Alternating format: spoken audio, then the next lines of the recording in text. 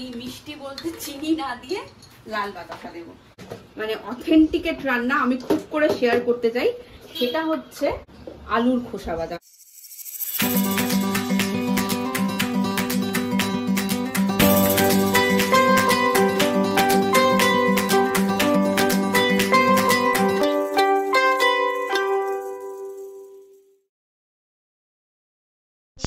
Hello everyone, welcome to Dipanwita TLC. If you like the video, then please press the like button.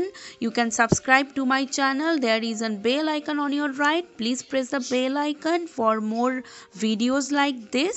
You people also can follow us on Instagram and Facebook. Thank you.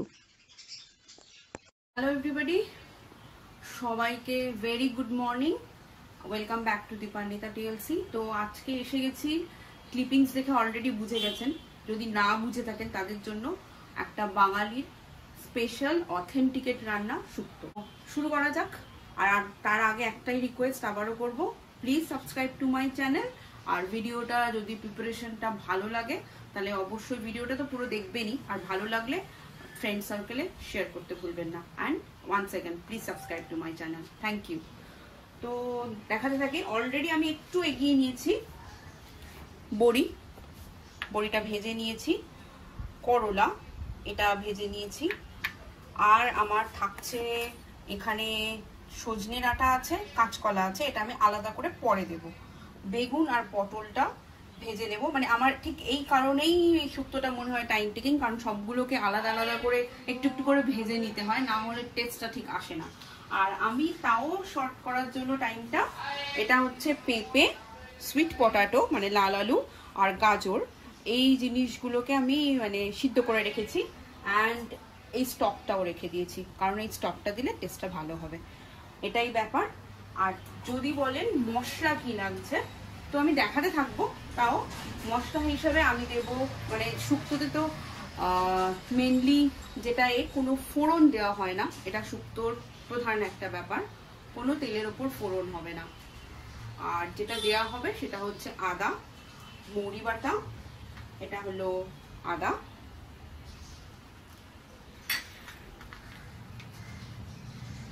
মৌরি বাটা।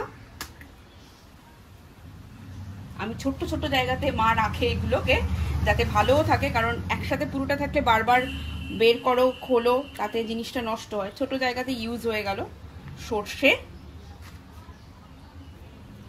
পোস্ত, main 5টা জিনিসই দিতে হয়, পোস্ত আর রাঁধুনিটা আমি শিলে একটু পেস্ট করে পরে দেব। রাঁধুনি আর তেজপাতা ভিজিয়ে রেখেছি, ওটা শিলে পেস্ট করে দিয়ে দেবো। আর অফকোর্স দুধ লাগবে। তো প্লিজ ভিডিওটা দেখতে থাকুন। সো আমার বেগুনটা ভাজা বাকি আছে। আমি প্রথমে অ্যাকচুয়ালি বেগুনটা অন্য সবজির সাথে আমি এই ডাঁটা কলা এগুলো একসাথেই দেবো, আর আলুও আমি দিই, কিন্তু আলুটা আমরা সিদ্ধ করে খাই ড্রেন আউট করে, তো তাই জন্য আলুটাও পরে দেবো। আর বেগুন এগুলোর সাথে দিলে বেগুনটা ছেড়ে যাবে, তাই জন্য ফ্রাই করে আমি পরে এটা দেবো।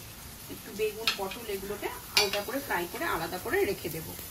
বেগুনটা যতটা সম্ভব তেল কমে চেষ্টা করা হয়, আপনারা ননস্টিক প্যানে করতে পারেন, তাহলে আরো তেল কম লাগবে। অল্প জাস্ট নুন দিলাম, আর কিছু না। বেগুন ভাজা, পটল ভাজা। আর সব থেকে একটা ভালো জিনিস, শীতকালে যদি শুক্তো করা হয়, আমার সব থেকে নিজের পার্সোনালি ভালো লাগে ফুলকপি দেওয়া যায়, ওটাতে টেস্টটাও খেতে দারুণ হয়। আগেই বলেছিলাম ফোড়ন না দিয়ে। এবার বাকি আমার ডাঁটা কাঁচকলা এগুলো ধোয়াই আছে, আমি এগুলো এখানে দিয়ে দিলাম নরম হওয়ার জন্য। এবং তেল ছাড়া করার জন্য, এটা তো কড়াইয়ে আটকে যাবে, যদি ননস্টিক প্যান ইউজ করেন তাহলে আটকাবে না। এটা না আটকানোর জন্য আমি একটু পরে সামান্য হালকা একটুখানি হলেই একটু জল দিয়ে দেবো সিদ্ধ করার জন্য, ব্যাস তাতেই হয়ে যাবে। তো একটুখানি নরম করার জন্য অল্প একটু সল্ট দিয়ে দিলাম। এটা একটুখানি গরম করে নাড়িয়ে নিয়ে আমি একটু জল দিয়ে এটাকে ঢেকে দেবো। কাঁচকলা তো হয়ে যাবে, ডাঁটাটাই একটু টাইম নেবে। ডাঁটাটা সিদ্ধ করে নিলে বেরিয়ে ছেড়ে যাবে বলেই সিদ্ধ করে নিয়ে নিই। তবে যদি মনে করেন টাইম টেকিং হচ্ছে, তো জাস্ট একটা সিটি মেরে সঙ্গে সঙ্গে খুলে দিয়েও আপনি করতে পারেন, তাতে কিন্তু তাড়াতাড়ি হয়ে যাবে। জল দিয়ে দিলাম, এবার এটাকে সিদ্ধ করতে দিয়ে দিলাম, ঢেকে দিচ্ছি, আর আপনি 5-6 মিনিটের মধ্যে এটা সিদ্ধ হয়ে যাবে। হ্যাঁ, ডাটা একটু টাইম লাগে, তো বাকিগুলো দিয়ে নাড়াচাড়া করতে করতে মশলা হতে হতে হয়ে যাবে। কাঁচকলা হয়ে গেছে, এই যে সুইট পটাটো, পেঁপে, গাজর সিদ্ধ করে রেখেছিলাম, এটা দিয়ে দিলাম।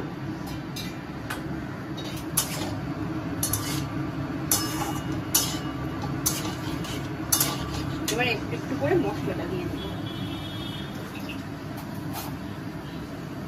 তবে এটাই বলবো, রাঁধুনি আর দুধটা কিন্তু একদম শেষে দেবেন। বাকি মশলা দিয়ে আপনি একটু কষিয়ে নিতে পারেন, কারণ আদা টাদার গন্ধগুলো চলে যাওয়া দরকার। আর এতে কোনো ফোড়ন যেমন পড়বে না, শুক্তোতে কিন্তু কোনো রকম হলুদ দেওয়া হয় না, কোনো ফোড়ন না, কোনো হলুদ না শুক্তো।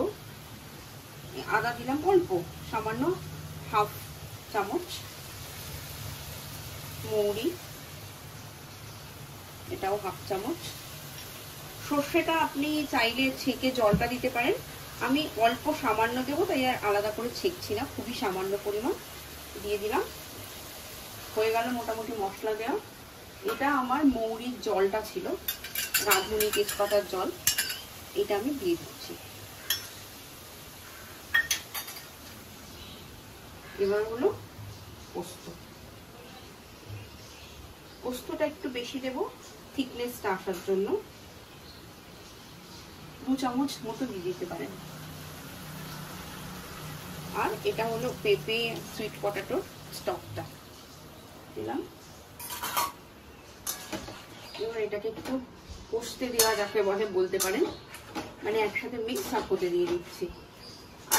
আর একবার ঢেকে দেবো, কারণ এখনো পর্যন্ত ডাঁটাটা একটু শক্তই আছে, তো ডাঁটাটা যাতে হয়ে যায় সেই জন্য। বাকি জিনিসগুলো এবার দিয়ে দিচ্ছি।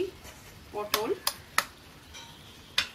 বেগুনটা একদমই শেষে দেব, আর বড়িটাও দিয়ে ফোটানোর জন্য দিলাম। মশলাটা দেখতেই পাচ্ছেন মোটামুটি হয়ে গেছে। এটা ডিপেন্ড করছে আপনারা কতটা ঝোল খাবেন, বাট জেনারেলি শুক্তো খুব ঝোল খায় না, একটু ঝোল থাকবে। আর জলটা বেশি এই জন্যই দিতে হয় শুক্তোতে, কারণ এই বড়ি কিন্তু প্রচুর পরিমাণে জল। বেগুনগুলো দিয়ে দিলাম, কারণ জলটা টানবে, তো দুধ দেওয়ার আগে আমাকে সেটা একটু বুঝে নিতে হবে।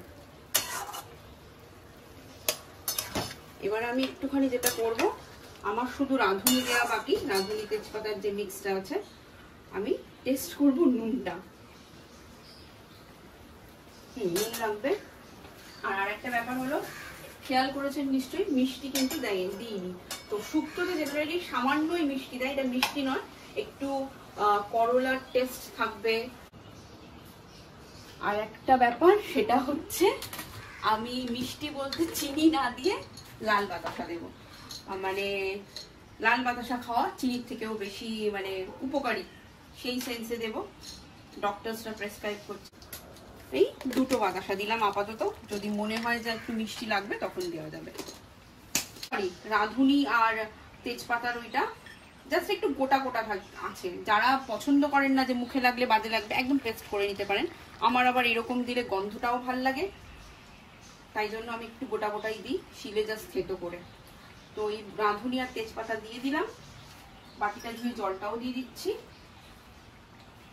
এবার আরেকবার টেস্টও করব, আর দুধ একদম পারফেক্ট হয়ে গেছে।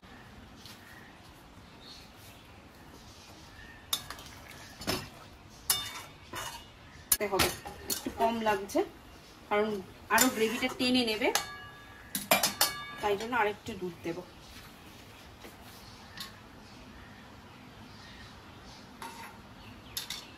আরো 1 বাটির মতো দুধ দিয়ে দিলাম, কারণ গ্রেভিটা একটু না বাড়লে টেনে যাবে। হয়ে গেছে। মানে মাস্ট কিন্তু শুক্তোতে নামানোর সময় একটু ঘি বা তেল দিয়ে দেওয়া, তেল নয় ঘি। তো আমি একটু সাদা তেল, এগুলো ভেজে যেগুলো ছিল সেটাই একটু দিয়ে দিলাম, জাস্ট গার্নিশিং বলা যেতে পারে, দেখতে ভালো লাগার জন্য। কারণ তেলটা তো খাওয়া ভালো হবে না, এই যে তেলটা দেওয়াতে এই যে ব্যাপারটা এলো, এটা দেখতে ভালো লাগে। শুক্তোর চেহারাটা ঠিক এইরকমই হওয়া উচিত, তাই জন্যই দেওয়া। তো ডান, এবার আমি নামিয়ে দেবো। আচ্ছা, আজকে হলো বৃহস্পতিবার, থার্সডে। তো আমরা থার্সডেতে পুরোপুরি নিরামিষ খাই। তো আজকে স্টার্টিং এ আছে পুরো বাঙালির প্রিয় শুক্তো। তারপরে থাকছে পোস্ত। পোস্ত আবার দু রকমের, আমাদের ঝাল পোস্ত অ্যান্ড মিষ্টি পোস্ত। এটা মিষ্টি পোস্ত স্পেশালি ফর গৌতম, এটা ঝাল পোস্ত। এটা হচ্ছে আমরা বাকিরা সবাই খাবো, মানে খুব ঝাল না, ঝাল মিষ্টি মিক্স আছে। আর বিউলির ডাল, ধোকা ধোকা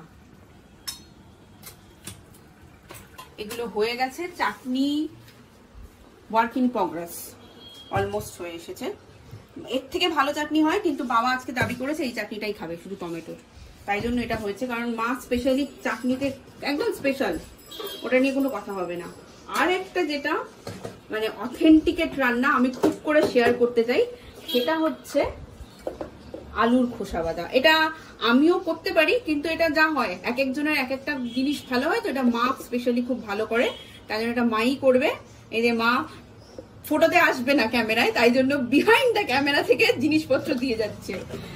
আচ্ছা মা একটু বলে দিকে এতে কি কি মা দিচ্ছে, মা বলে দাও। নুন, হলুদ, বেসন আর পোস্ত। আচ্ছা, নুন, হলুদ, বেসন, পোস্ত, আর এগুলো একটু কালো জিরে দেওয়া যেতে পারে। আর এগুলো হচ্ছে একটু আলুটা মানে মটিতে ছাড়াতে হবে, মটিতে একটু মোটা মোটা করে ছাড়িয়ে নিয়ে সেই খোসা বাঁধা। এটা বিউলির ডাল দিয়ে খেতে অসাধারণ লাগে। এটা মেখে নিয়ে জাস্ট ভাজা, ভাজা বলতে ডিপ ফ্রাই নয়, অল্প তেল দিয়ে রেখে তারপর ওটাকে নরম করে তারপর ছেড়ে দিন, আস্তে আস্তে আস্তে আস্তে হলে ওটা সুন্দর ভাজা হয়ে যাবে। তো এটা মা করবে, আপনারা এটা দেখতে থাকুন। এই রান্নাটা কিন্তু মানে শুক্তো টুক্তো খান, আমি জানি না সবাই এই রান্নাটা খান কিনা। এটা স্পেশালি আমাদের বাড়ি বলে বলবো না, যারা মোটামুটি ওই বাঙাল ঘটি ব্যাপার আছে তারা এইসব রান্না জানে। মানে আমিও এটা এখানে এসেই শিখেছি। তো এটা খুব সুন্দর খেতে। ইভেন লাউয়ের খোসা ভাজাও হয়, মানে খোসা ওটাও সাধারণ খেতে লাগে। এটা ভাজার জন্য তেল দেওয়া হয়েছে। এবার মা ওই যে ওটা মেখেই রেখেছিল, যেটা আপনাদের দেখানো হলো কি কি ইনগ্রিডিয়েন্টস দেওয়া হয়েছে, তো সেগুলো দিয়ে জাস্ট এখানে দিয়ে মা ওটাকে ছেড়ে দেবে। তেলটা গরম হচ্ছে।